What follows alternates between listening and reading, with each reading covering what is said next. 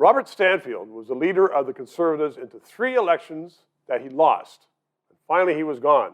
Erin O'Toole was the leader in 1 election, and within a day, a caucus vote, he is gone as leader.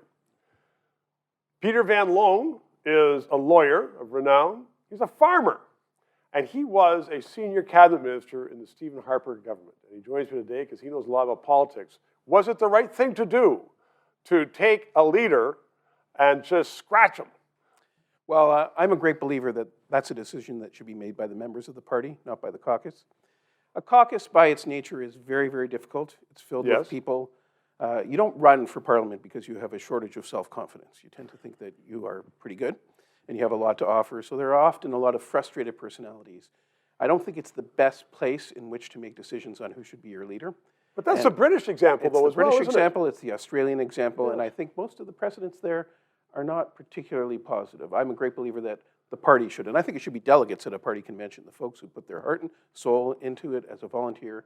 And that old way of choosing leaders, and that should be, I think, the still way of removing leaders if they're not good. Because so was this a mistake then, Peter? I think, whether it's a mistake on the merits or not is a whole separate question. I would have preferred the process happen through a party convention where the delegates elected in the ridings, the volunteers who do the work in those elections, make that choice. Yeah, they're the people that do the work in any event. So let's just talk about the fact now that the Conservative Party is in a leadership.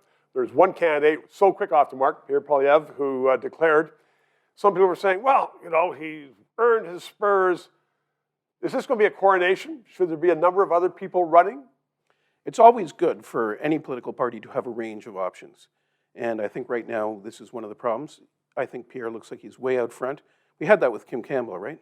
Yes. Remember how that worked out? And by the time of the leadership convention, it was actually pretty close because in those days it was delegated. It wasn't one member, one vote.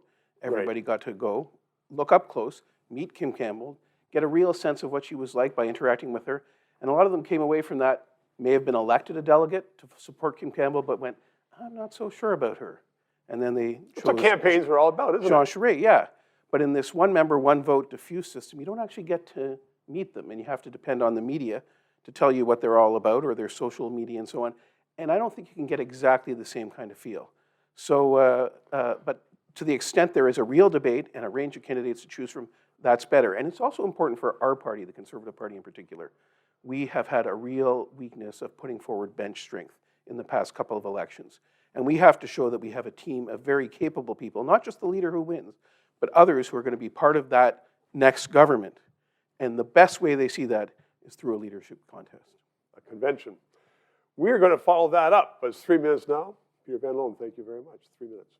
As you can tell from what you just heard and saw, there are a lot of issues that have to be decided in Canada, and we need independent analysis of them. So, help us stay on the air. Subscribe, tell your friends, PayPal, and thanks for watching.